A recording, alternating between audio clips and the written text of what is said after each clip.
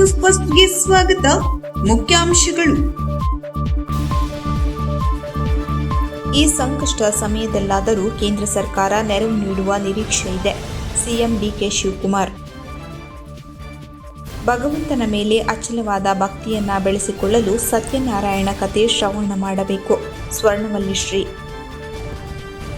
August 1 ಮತ್ತು 2ರಂದು ಸ್ವರಾಧಾರ ಮಹೋತ್ಸವ ಜರುಗಲಿದೆ. ದಿನೇಶ್ ಹೆಗಡೆ. ಸರಿಯಾದ ಚರಂಡಿಯ ವ್ಯವಸ್ಥೆ ಇಲ್ಲದೆ ರಸ್ತೆ ಮೇಲೆ ಹರಿಯುತ್ತಿರುವ ನೀರು. ಹಾಳಾದ ರಸ್ತೆ ಸ್ವಯಂ ಪ್ರೇರಿತವಾಗಿ ರಸ್ತೆ ದುರಸ್ತಿಗಾಗಿ ಮುಂದಾದ ಸ್ಥಳೀಯ ಯುವಕರು. ಅಂತಾರಾಷ್ಟ್ರೀಯ ಮಟ್ಟದ ಸಮಾಜ ಸೇವಾ ಶ್ರೇಷ್ಠತಾ ಪ್ರಶಸ್ತಿ. ಅಲಂಕಾರಿಕ ಗಿಡಗಳು ದೊಡ್ಡ ಪ್ರಮಾಣದಲ್ಲಿ ಆದಾಯ ಗಳಿಸುವ ವ್ಯವಸ್ಥೆಯಾಗಿ ರೂಪುಗೊಂಡಿದೆ. ಸತೀಶ್ ಹೆಗಡೆ. ಜುಲೈ 29ರಿಂದ ಶ್ರೀ ಶ್ರೀ ಬ್ರಹ್ಮಾನಂದ ಸರಸ್ವತಿ ಸ್ವಾಮೀಜಿಗಳ ಚಾತುರ್ಮಾಸ್ಯ ಜರುಗಲಿದೆ. ವಿಜಯ ಬ್ಯಾಂಕ್ ನಿವೃತ್ತ ಅಧಿಕಾರಿಗಳ ಕ್ಷೇಮಾಭಿವೃದ್ಧಿ ಸಂಘದಿಂದ 75ನೇ ವರ್ಷದ 27 ಸದಸ್ಯರಿಗೆ ಸನ್ಮಾನ. Doctor Ramakrishna T Bhat July 31ಕ್ಕೆ ಸೇವಾ ನಿವೃತ್ತಿ. ಬನವಾಸಿ ಪೊಲೀಸರ ಕಾರ್ಯಾಚರಣೆ, 17 ಕ್ವಿಂಟಲ್ ಪಡಿತರ ಅಕ್ಕಿ ವಶ. ಬರ ಪರಿಸ್ಥಿತಿಯಲ್ಲಿ ಎಲ್ಲರೂ ಒಂದಾಗಿ ಕೆಲಸ ಮಾಡಬೇಕು. ಈ ಸಂಕಷ್ಟ ಸಮಯದಲ್ಲಾದರೂ ಕೇಂದ್ರ ನೆರವು ನೀಡುವ ನಿರೀಕ್ಷೆ ಇದೆ ಎಂದು ಸಿಎಂ ಡಿಕೆ ಶಿವಕುಮಾರ್ ಅವರು ತಿಳಿಸಿದರು. ಬೆಂಗಳೂರಿನ ನೆಹರು ತಾರಾಲಯದ ರಾಷ್ಟ್ರೀಯ ಸೈನಿಕ ಸ್ಮಾರಕದ ಬಳಿ ಶಿವಕುಮಾರ್ ಅವರು ಮಾಧ್ಯಮಗಳ ಪ್ರಶ್ನೆಗೆ ಭಾನುವಾರ ಪ್ರತಿಕ್ರಿಯಿಸಿದರು. ಸೋಮವಾರ ದೆಹಲಿಯಲ್ಲಿ ಸಂಸದರ ಜೊತೆಗಿನ ಸಭೆ ಬಗ್ಗೆ ಕೇಳಿದಾಗ ರಾಜ್ಯದಲ್ಲಿನ ಬರ ಪರಿಸ್ಥಿತಿ, ಬಾಕಿ ಇರುವ ವಿವಿಧ ಯೋಜನೆಗಳು ಹಾಗೂ ಸಮಸ್ಯೆಗಳ ಬಗ್ಗೆ ಕೇಂದ್ರ ಸರ್ಕಾರದ ಗಮನ ಸೆಳೆದು ಧ್ವನಿ ಎತ್ತುವ ಬಗ್ಗೆ ಚರ್ಚೆ ಮಾಡಲು ನಾಳೆ ಸಂಜೆ ದೆಹಲಿಯಲ್ಲಿ ರಾಜ್ಯದ ಎಲ್ಲ ಸಂಸದರ ಸಭೆ ಕರೆಯಲಾಗಿದೆ. ಸಭೆಯಲ್ಲಿ ರಾಜ್ಯ ಪ್ರತಿನಿಧಿಸುವ ಕೇಂದ್ರದ ಸಚಿವರು ಭಾಗಿಯಾಗಲಿದ್ದಾರೆ. ಬರ ಪರಿಸ್ಥಿತಿಯಲ್ಲಿ ಎಲ್ಲರೂ ಒಂದಾಗಿ ಕೆಲಸ ಮಾಡಬೇಕು. ಈ ಸಂಕಷ್ಟ ಸಮಯದಲ್ಲಿ ಕೇಂದ್ರ ಸರ್ಕಾರ ನೆರವು ನೀಡುವ ನಿರೀಕ್ಷೆ ಇದೆ. ಆಗಸ್ಟ್ 13ರಿಂದ ರಾಜ್ಯ ವಿಧಾನಸಭೆಯ ಮುಂಗಾರು ಅಧಿವೇಶನ ಕರೆಯಲು ತೀರ್ಮಾನಿಸಲಾಗಿದೆ ಎಂದು ತಿಳಿಸಿದರು.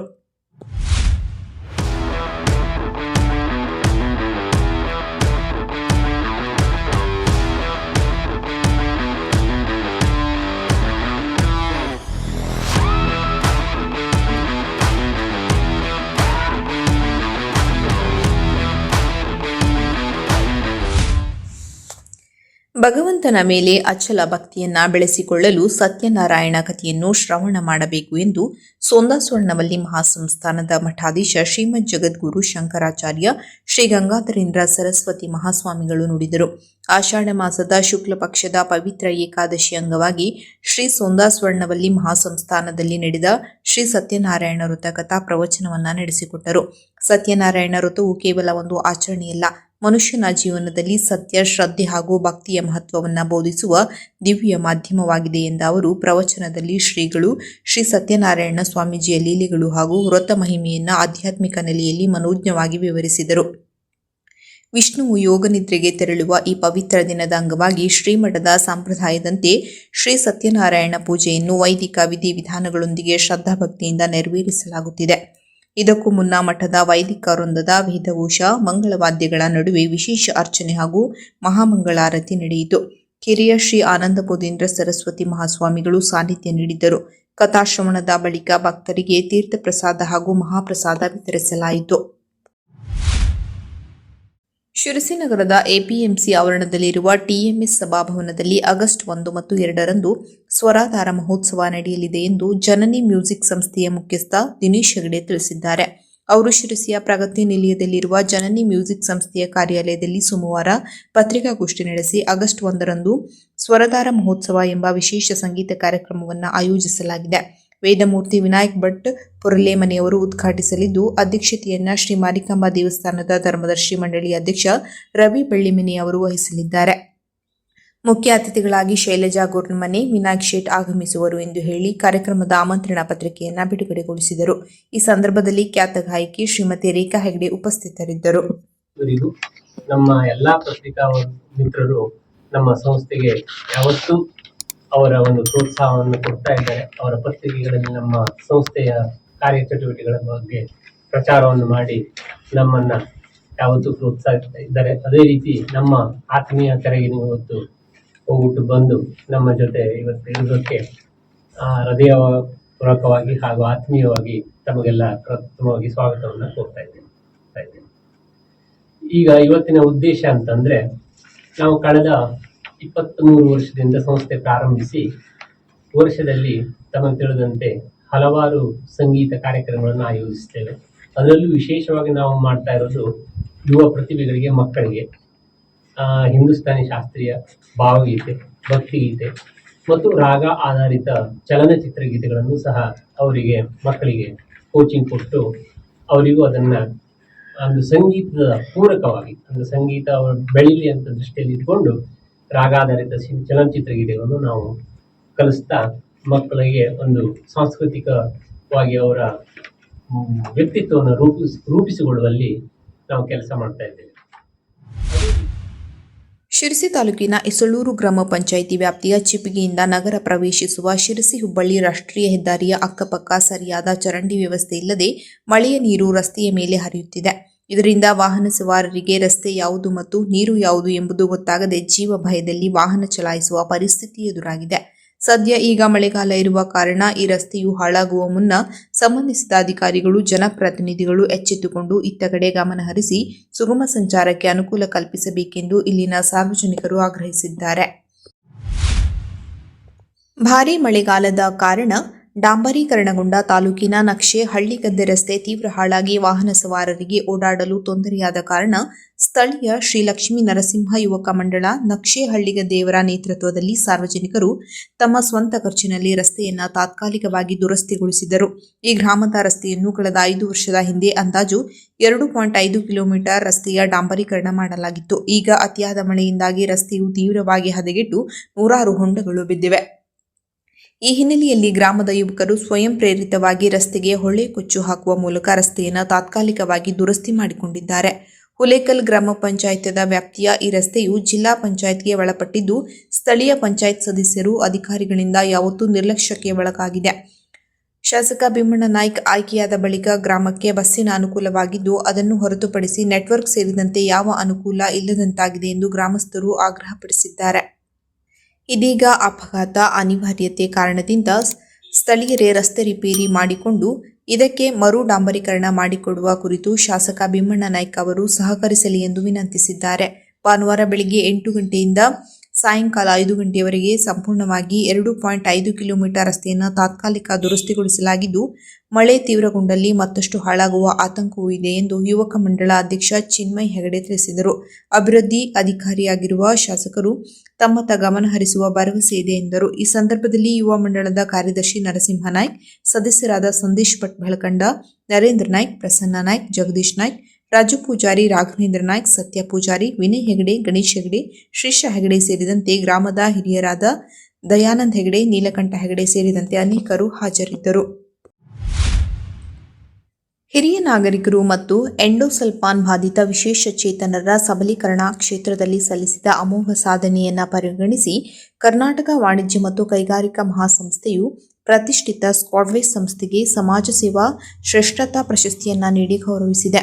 ಸನ್ಮಾನ್ಯ ಮುಖ್ಯಮಂತ್ರಿ ಡಿಕೆ ಶಿವಕುಮಾರ್ ಅವರಿಂದ ಉದ್ಘಾಟನೆಗೊಂಡ FKCCI global CSR and sustainability summit 2026ನ ಅಂತಾರಾಷ್ಟ್ರೀಯ ಮಟ್ಟದ ಭವ್ಯ ಸಮಾರಂಭದಲ್ಲಿ ಸ್ಕಾಡ್ವೇಸ್ ಸಂಸ್ಥೆಯ ಪರವಾಗಿ ಕಾರ್ಯನಿರ್ವಾಹಕ ನಿರ್ದೇಶಕ ಡಾ ವೆಂಕಟೇಶ್ ನಾಯ್ಕ್ ಹಾಗೂ ಸಂಸ್ಥೆಯ ಕಾರ್ಯದರ್ಶಿ ಹಾಗೂ ಮುಖ್ಯ ಹಣಕಾಸು ಅಧಿಕಾರಿ ಸರಸ್ವತಿ ಎನ್ ರವಿ ಅವರು ಪ್ರಶಸ್ತಿಯನ್ನು ಸ್ವೀಕರಿಸಿದರು. ರಾಷ್ಟ್ರ ಮತ್ತು ಅಂತಾರಾಷ್ಟ್ರೀಯ ಮಟ್ಟದ ಸಿಎಸ್ಆರ್ ಕಾರ್ಯಕ್ರಮಗಳು ಆದ್ಯತಾ ಕ್ಷೇತ್ರದಲ್ಲಿ ಪರಿಣಾಮಕಾರಿಯಾಗಿ ಅನುಷ್ಠಾನಗೊಳ್ಳಬೇಕೆಂಬ ಉದ್ದೇಶದ ಮೇರೆಗೆ ಕಾರ್ಯನಿರ್ವಹಿಸುತ್ತಿರುವ ವಿವಿಧ ಪ್ರತಿಷ್ಠಿತ ಕಂಪನಿಗಳು, ಸ್ವಯಂ ಸೇವಾ ಸಂಸ್ಥೆಗಳ ಸಮನ್ವಯತೆಗಾಗಿ ಕರ್ನಾಟಕ ವಾಣಿಜ್ಯ ಮತ್ತು ಕೈಗಾರಿಕಾ ಮಹಾಸಂಸ್ಥೆಯು ಸಂಘಟಿಸಿದ ಕಾರ್ಯಕ್ರಮಕ್ಕೆ ಸ್ಕಾಡ್ವೇಸ್ ಸಂಸ್ಥೆಯನ್ನು ವಿಶೇಷ ಆಹ್ವಾನಿತ ಸಂಸ್ಥೆಯಾಗಿ ಆಮಂತ್ರಿಸಲಾಗಿತ್ತು. ಪ್ರಶಸ್ತಿ ಪ್ರದಾನ ಮಾಡಿದ ಸಂಸದೆ ಡಾ ಪ್ರಭಾ ಮಲ್ಲಿಕಾರ್ಜುನ್ ಸ್ಕಾಡ್ವೇಸ್ ಸಂಸ್ಥೆಯ ಸಾಧನೆಯನ್ನು ಅಭಿನಂದಿಸಿದರು. ಸಮಾರಂಭದಲ್ಲಿ ಎಫ್ಕೆಸಿಸಿಐನ ಪ್ರಥಮ ಮಹಿಳಾ ಅಧ್ಯಕ್ಷೆ ಶ್ರೀಮತಿ ಉಮಾ ರೆಡ್ಡಿ ಅಧ್ಯಕ್ಷತೆ ವಹಿಸಿದ್ದರು. ಎಫ್ಕೆಸಿಸಿಐನ ಹಿರಿಯ ಉಪಾಧ್ಯಕ್ಷ ಟಿ ಸಾಯಿರಾಮ್ ಪ್ರಸಾದ್, ಯುಎನ್ಆರ್ಸಿಯ India head Stephen Presner, Israel general ಕನ್ಸುಲೇಟ್ನ Orly Weidson, UN global compact network ಇಂಡಿಯಾದ ಕಾರ್ಯನಿರ್ವಾಹಕ ನಿರ್ದೇಶಕ ರತ್ನೇಶ್, ಲೂಥ್ರಾ ಗ್ರೂಪ್ನ ಚೇರ್ಮನ್ ಗಿರೀಶ್ ಲೂಥ್ರಾ ಮುಂತಾದ ಗಣ್ಯರು ಸೇರಿದಂತೆ ದೇಶ ವಿದೇಶಗಳಿಂದ ಬಂದಿದ್ದ ನೂರಾರು ಗಣ್ಯರು ಉಪಸ್ಥಿತರಿದ್ದರು. ಮನೆಯಂಗಳದಲ್ಲಿ ಬೆಳೆಯುವ ಅಲಂಕಾರಿಕ ಗಿಡಗಳು ಮನೆಗಳಿಗೆ ಸೌಂದರ್ಯವನ್ನ ನೀಡುವುದಲ್ಲದೆ ಮನಸ್ಸಿಗೆ ಮುದವನ್ನ ನೀಡುತ್ತವೆ ಎಂದು ತೋಟಗಾರಿಕಾ ಇಲಾಖೆಯ ಹಿರಿಯ ಸಹಾಯಕ ನಿರ್ದೇಶಕರಾದ ಸತೀಶ್ ಹೆಗಡೆ ಹೇಳಿದರು. ಅವರು ಟಿಆರ್ಸಿ ನೂತನ ಗೋದಾಮಿನ ಆವರಣದಲ್ಲಿ ನಡೆದ ಡೇರೆ ಮೇಳ ಹಾಗೂ ಅಲಂಕಾರಿಕ ಗಿಡ ಬೆಳೆಸುವ ಕುರಿತ ಕಿಸಾನ್ ಗೋಷ್ಠಿಯ ಸಮಾರೋಪ ಸಮಾರಂಭದಲ್ಲಿ ಮಾತನಾಡಿದರು. ಇಂದು ಅಲಂಕಾರಿಕ ಗಿಡಗಳು ದೊಡ್ಡ ಪ್ರಮಾಣದಲ್ಲಿ ಆದಾಯ ಗಳಿಸುವ ವ್ಯವಸ್ಥೆಯಾಗಿ ರೂಪುಗೊಂಡಿದ್ದು, ಮನೆಯಂಗಳವನ್ನ ಬಿಟ್ಟು ದೇಶೀಯ ಹಾಗೂ ಅಂತಾರಾಷ್ಟ್ರೀಯ ಮಾರುಕಟ್ಟೆಯನ್ನ ತಲುಪಿದೆ ಎಂದರು. ಅಲಂಕಾರಿಕ ಗಿಡಗಳ ಮಹತ್ವ ಹಾಗೂ ಅವುಗಳನ್ನು ಬೆಳೆಸುವ ಪದ್ಧತಿಯ ಕುರಿತು ಸವಿವರವಾದ ಮಾಹಿತಿಯನ್ನು ನೀಡಿದರು. ಕೃಷಿ ವಿಜ್ಞಾನ ಕೇಂದ್ರದ ಮುಖ್ಯಸ್ಥರಾದ ಡಾಕ್ಟರ್ ರೂಪಾ ಪಾಟೀಲ್ ಮಾತನಾಡಿ, ಬಯಲು ಸೀಮೆಯ ಪ್ರದೇಶಗಳಲ್ಲಿ ಇಂತಹ ಹೂವಿನ ಮೇಳಗಳು ಅಪರೂಪ. ಶಿರಸಿ ಸುತ್ತಮುತ್ತಲಿನ ಜನರು ಇಂತಹ ಡೇರೆ, ಗುಲಾಬಿ ಮುಂತಾದ ಅಲಂಕಾರಿಕ ಮೇಳಗಳನ್ನು ಆಯೋಜಿಸುವಲ್ಲಿ ಮತ್ತು ತಮ್ಮನ್ನು ತೊಡಗಿಸಿಕೊಳ್ಳುವಲ್ಲಿ ಮಹಿಳೆಯರು ಹೆಚ್ಚಿನ ಆಸಕ್ತಿಯನ್ನು ಹೊಂದಿದ್ದಾರೆ ಎಂದರು. ಈ ಸಂದರ್ಭದಲ್ಲಿ ಟಿಆರ್ಸಿಯ ಅಧ್ಯಕ್ಷ ರಾಮಕೃಷ್ಣ ಹೆಗಡೆ ಕಡವೆ, ಉಪಾಧ್ಯಕ್ಷ ವಿಶ್ವಾಸ್ ಪುಂಡಲೀಕ ಬಲ್ಸೆ, ಟಿಆರ್ಸಿ ಸಂಸ್ಥೆಯ ನಿರ್ದೇಶಕರು ಶ್ರೀಧರ್ ಹೆಗಡೆ ಕಡವೆ, ಸೀಮಾ ಎಸ್ ಭಟ್ ಸೇರಿದಂತೆ ಸನ್ಮಾನಿತರಾದ ವೇದಾ ಹೆಗಡೆ ನಿನ್ನಳ್ಳಿ, ಅಂಜನಾ ಭಟ್ ಉಪಸ್ಥಿತರಿದ್ದರು. ಪರಮ ಪೂಜ್ಯ ಮಹಾಮಂಡಲೇಶ್ವರ 1008 ಸದ್ಗುರು ಶ್ರೀ ಶ್ರೀ ಬ್ರಹ್ಮಾನಂದ ಸರಸ್ವತಿ ಜಿ ಮಹಾರಾಜರ ಚಾತುರ್ಮಾಸ್ಯ ವ್ರತಾಚರಣೆ ಜುಲೈ 29ರಿಂದ ಸೆಪ್ಟೆಂಬರ್ 14ರವರೆಗೆ ಉಡುಪಿ ಜಿಲ್ಲೆಯ ಬೈಂದೂರಿನ ಗೋಳಿಹೊಳೆ ಶ್ರೀ ಬಿಳಿಶಿಲೆ ವಿನಾಯಕ ದೇವಸ್ಥಾನದ ಆವರಣದಲ್ಲಿ ನಡೆಯಲಿದೆ ಎಂದು ಶ್ರೀರಾಮ ಕ್ಷೇತ್ರ ಸಂಸ್ಥಾನಂ ಜಗದ್ಗುರು ಪೀಠದ ಶಿರಸಿ ವಿಭಾಗೀಯ ಅಧ್ಯಕ್ಷ ಡಾಕ್ಟರ್ ವೆಂಕಟೇಶ್ ನಾಯ್ಕ್ ಜಂಟಿ ಸುದ್ದಿಗೋಷ್ಠಿ ನಡೆಸಿ ತಿಳಿಸಿದ್ದಾರೆ. ಅವರು ನಗರದ ಸುಪ್ರಿಯಾ ಇಂಟರ್ನ್ಯಾಷನಲ್ ಹೋಟೆಲ್ನ ಸಭಾಭವನದಲ್ಲಿ ಶ್ರೀರಾಮ ಕ್ಷೇತ್ರ ಮಹಾಸಂಸ್ಥಾನಂ ಜಗದ್ಗುರು ಮತ್ತು ಶಿರಸಿ ತಾಲೂಕು ಆರ್ಯ ಈಡಿಗ ನಾಮಧಾರಿ ಬಿಲ್ಲವ ಅಭಿವೃದ್ಧಿ ಸಂಘದ ವತಿಯಿಂದ ಚಾತುರ್ಮಾಸ್ಯ ವ್ರತಾಚರಣೆ ಕಾರ್ಯಕ್ರಮದ ಕುರಿತು ಸೋಮವಾರ ವಿಸ್ತೃತವಾದ ಮಾಹಿತಿ ನೀಡಿದರು. ಈ ಧರ್ಮಸಭೆಯ ಉದ್ಘಾಟನೆಯನ್ನ ಬಿಜೆಪಿ ರಾಷ್ಟ್ರೀಯ ಪ್ರಧಾನ ಕಾರ್ಯದರ್ಶಿ ಬಿಎಲ್ ಸಂತೋಷ್ ನೆರವೇರಿಸಲಿದ್ದು, ಸಭಾಧ್ಯಕ್ಷತೆಯನ್ನ ಬಿಜೆಪಿ ಸಂಸದ ಬಿವೈ ರಾಘವೇಂದ್ರ ವಹಿಸಲಿದ್ದಾರೆ. ಮುಖ್ಯ ಅತಿಥಿಗಳಾಗಿ ಕೆಪಿಸಿಸಿ ಅಧ್ಯಕ್ಷ ಬಿಕೆ ಹರಿಪ್ರಸಾದ್ ಸೇರಿದಂತೆ ಕಾಂಗ್ರೆಸ್ ಹಾಗೂ ಬಿಜೆಪಿ ಪಕ್ಷದ ಸಂಸದರು ಮತ್ತು ಶಾಸಕರು ಆಗಮಿಸಲಿದ್ದಾರೆ ಎಂದು ಹೇಳಿದರು. ಈ ಪತ್ರಿಕಾಗೋಷ್ಠಿಯಲ್ಲಿ ಉದ್ಯಮಿ ಅಶ್ವಿನ್ ಭೀಮಣ್ಣ ನಾಯ್ಕ್, ಆರ್ಜಿ ನಾಯ್ಕ್, ಗಣಪತಿ ನಾಯ್ಕ್, ದೇವಿಕೆರೆ, ಶ್ರೀನಿವಾಸ್ ನಾಯ್ಕ್, ಸದಸ್ಯರಾದ ಅನಂತ್ ನಾಯ್ಕ್, ಗಣಪತಿ ಎಲ್ ನಾಯ್ಕ್, ಮಧುಕರ ಬೆಲ್ಲವ, ದತ್ತುರಾವ್, ಅಪೂರ್ವ ನಾಯ್ಕ್, ವಿವೇಕ್ ಪೂಜಾರಿ ಮುಂತಾದವರು ಉಪಸ್ಥಿತರಿದ್ದರು. ಚಾತುರ್ಮಾಸ ವ್ರತಾಚರಣೆಯಲ್ಲಿ ತೊಡಗ್ತಾ ಇರೋದು ತಮಗೆಲ್ಲ ಗೊತ್ತಿದೆ. ಅದೇ ರೀತಿಯಲ್ಲಿ ನಮ್ಮ ಸಮಾಜದ ಕುಲಗುರುಗಳು ಶ್ರೀರಾಮ ಕ್ಷೇತ್ರ ಮಹಾಸಂಸ್ಥಾನ ಜಗದ್ಗುರು ಪೀಠದ 1008 ಮಹಾಮಂಡಲೇಶ್ವರ 1008 ಶ್ರೀ ಶ್ರೀ ಸದ್ಗುರು ಶ್ರೀ ಶ್ರೀ ಬ್ರಹ್ಮಾನಂದ ಸರಸ್ವತಿ ಸ್ವಾಮಿಗಳ ಚಾತುರ್ಮಾಸ ವ್ರತಾಚರಣೆ ಇದೇ ಬರುವ 29ನೇ ತಾರೀಕು ಬೈಂದೂರಿನಲ್ಲಿ ನಡೆಯಲಿದೆ. ಬೈಂದೂರಿನ ಗೋಳಿಹೊಳೆ ಶ್ರೀ ಬಿಳಿಮಲೆ ವಿನಾಯಕ ದೇವಸ್ಥಾನದ ಆವರಣದಲ್ಲಿ ಈ ವರ್ಷ ಈ ಚಾತುರ್ಮಾಸ ನಡೀತದೆ. ಬರುವ 29ನೇ ತಾರೀಕಿನಿಂದ ವಿಜಯ ಬ್ಯಾಂಕ್ ನಿವೃತ್ತ ಅಧಿಕಾರಿಗಳ ಕ್ಷೇಮಾಭಿವೃದ್ಧಿ ಸಂಘ ಉಡುಪಿ ಇದರ ಅಧಿಕಾರಿಗಳ ಸಭೆ ಭಾನುವಾರ ಬ್ರಹ್ಮಾವರ ಹೋಟೆಲ್ ಆಶ್ರಯದ ಸಭಾಂಗಣದಲ್ಲಿ ಸಂಘದ ಅಧ್ಯಕ್ಷ ಸಚ್ಚಿದಾನಂದ ಶೆಟ್ಟಿಯವರ ಅಧ್ಯಕ್ಷತೆಯಲ್ಲಿ ಜರುಗಿತು. ಇದೇ ಸಂದರ್ಭದಲ್ಲಿ ಉದ್ಯೋಗದಲ್ಲಿ ನಿವೃತ್ತರಾದ 75 ವರ್ಷದ 27 ಮಂದಿಯನ್ನ ಸಂಘದ ವತಿಯಿಂದ ಸನ್ಮಾನಿಸಲಾಯಿತು. ಪ್ರತಿಭಾವಂತ ವಿದ್ಯಾರ್ಥಿಗಳಿಗೆ ಪ್ರೋತ್ಸಾಹಧನ ನೀಡಲಾಯಿತು. ಸನ್ಮಾನಿತರಾದವರಲ್ಲಿ ಓರ್ವರಾದ ರತ್ನಾಕರ ಹೆಗಡೆ ಮಾತನಾಡಿ, ಗಳಿಸಿದ ಹಣದಲ್ಲಿ ದಾನ ಧರ್ಮ ಕಾರ್ಯ ಸಹಾಯವನ್ನು ಅಗತ್ಯ ಇರುವವರನ್ನ ಗುರುತಿಸಿ ನೀಡಬೇಕು. ಸಂಘಟನೆಯಿಂದ ಕೂಡ ಅನೇಕ ಜನೋಪಯೋಗಿ ಕಾರ್ಯ ಮಾಡಲಾಗಿದೆ ಎಂದರು.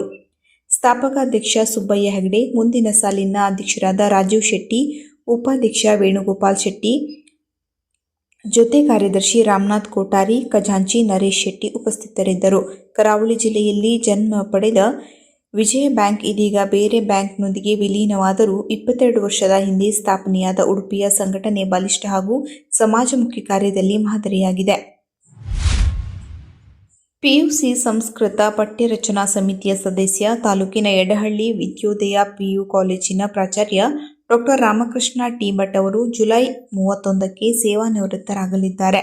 ಕಳೆದ 3 ದಶಕಗಳಿಂದ ಯಡಳ್ಳಿಯ ಕಾಲೇಜಿನಲ್ಲಿ ಸಂಸ್ಕೃತ ಉಪನ್ಯಾಸಕರಾಗಿ, ಕಳೆದೊಂದು ದಶಕಗಳಿಂದ ಪ್ರಾಚಾರ್ಯರಾಗಿ ಸೇವೆ ಸಲ್ಲಿಸಿದ ಆರ್.ಟಿ. ಭಟ್ ಅವರನ್ನ ಜುಲೈ 31ರ ಬೆಳಿಗ್ಗೆ 10:30ಕ್ಕೆ ಮಾಧ್ಯಮಿಕ ಶಿಕ್ಷಣ ಪ್ರಸಾರಕ ಸಮಿತಿಯಿಂದ ಬೀಳ್ಕೊಡುಗೆ ಸಮಾರಂಭ ಹಮ್ಮಿಕೊಳ್ಳಲಾಗಿದೆ ಎಂದು ತಿಳಿಸಿದೆ. ವಾಹನವೊಂದರಲ್ಲಿ ಅಕ್ರಮವಾಗಿ ಪಡಿತರ ಅಕ್ಕಿಯನ್ನ ಸಾಗಿಸುತ್ತಿದ್ದ ಹಿನ್ನೆಲೆಯಲ್ಲಿ ಬನವಾಸಿ ಪೊಲೀಸರು ವಾಹನವೊಂದನ್ನು ಜಪ್ತು ಮಾಡಿ ಅಂದಾಜು 17 ಕ್ವಿಂಟಲ್ ಪಡಿತರ ಅಕ್ಕಿಯನ್ನ ವಶಪಡಿಸಿಕೊಂಡ ಘಟನೆ ನಿನ್ನೆ ತಡರಾತ್ರಿ ಬನವಾಸಿಯಲ್ಲಿ ನಡೆದಿದೆ.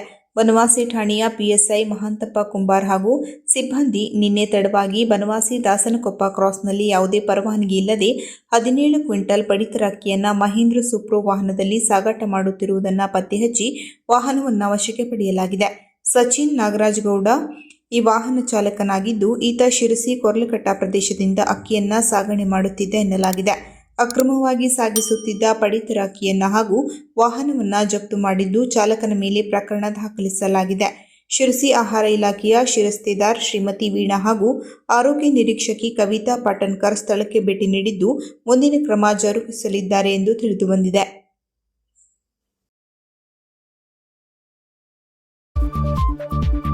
ಕೊನೆಯಲ್ಲಿ ಮತ್ತೊಮ್ಮೆ ಮುಖ್ಯಾಂಶಗಳು. ಈ ಸಂಕಷ್ಟ ಸಮಯದಲ್ಲಾದರೂ ಕೇಂದ್ರ ಸರ್ಕಾರ ನೆರವು ನೀಡುವ ನಿರೀಕ್ಷೆ ಇದೆ. ಸಿಎಂ ಡಿಕೆ ಶಿವಕುಮಾರ್. ಭಗವಂತನ ಮೇಲೆ ಅಚಲವಾದ ಭಕ್ತಿಯನ್ನ ಬೆಳೆಸಿಕೊಳ್ಳಲು ಸತ್ಯನಾರಾಯಣ ಕಥೆ ಶ್ರವಣ ಮಾಡಬೇಕು. ಸ್ವರ್ಣವಲ್ಲಿ ಶ್ರೀ. ಆಗಸ್ಟ್ 1 ಮತ್ತು 2ರಂದು ಸ್ವರಾಧಾರ ಮಹೋತ್ಸವ ಜರುಗಲಿದೆ. ದಿನೇಶ್ ಹೆಗಡೆ. ಸರಿಯಾದ ಚರಂಡಿಯ ವ್ಯವಸ್ಥೆ ಇಲ್ಲದೆ ರಸ್ತೆ ಮೇಲೆ ಹರಿಯುತ್ತಿರುವ ನೀರು. ಹಾಳಾದ ರಸ್ತೆ ಸ್ವಯಂ ಪ್ರೇರಿತವಾಗಿ ರಸ್ತೆ ದುರಸ್ತಿಗಾಗಿ ಮುಂದಾದ ಸ್ಥಳೀಯ ಯುವಕರು. ಅಂತಾರಾಷ್ಟ್ರೀಯ ಮಟ್ಟದ ಸಮಾಜ ಸೇವಾ ಶ್ರೇಷ್ಠತಾ ಪ್ರಶಸ್ತಿ. ಅಲಂಕಾರಿಕ ಗಿಡಗಳು ದೊಡ್ಡ ಪ್ರಮಾಣದಲ್ಲಿ ಆದಾಯ ಗಳಿಸುವ ವ್ಯವಸ್ಥೆಯಾಗಿ ರೂಪುಗೊಂಡಿದೆ. ಸತೀಶ್ ಹೆಗಡೆ. ಜುಲೈ 29ರಿಂದ ಶ್ರೀ ಶ್ರೀ ಬ್ರಹ್ಮಾನಂದ ಸರಸ್ವತಿ ಸ್ವಾಮೀಜಿಗಳ ಚಾತುರ್ಮಾಸ್ಯ ಜರುಗಲಿದೆ. ವಿಜಯ ಬ್ಯಾಂಕ್ ನಿವೃತ್ತ ಅಧಿಕಾರಿಗಳ ಕ್ಷೇಮಾಭಿವೃದ್ಧಿ ಸಂಘದಿಂದ 75ನೇ ವರ್ಷದ 27 ಸದಸ್ಯರಿಗೆ ಸನ್ಮಾನ. ಡಾ. ರಾಮಕೃಷ್ಣ ಟಿ. ಭಟ್ ಜುಲೈ 31ಕ್ಕೆ ಸೇವಾ ನಿವೃತ್ತಿ. ಬನವಾಸಿ ಪೊಲೀಸರ ಕಾರ್ಯಾಚರಣೆ 17 ಕ್ವಿಂಟಲ್ ಪಡಿತರ ಅಕ್ಕಿ ವಶ. ಕದಂಬ ನ್ಯೂಸ್ ಫಸ್ಟ್, ನಿರ್ಭೀತಿಯಿಂದ ನಿಮ್ಮ ಪರವಾಗಿ.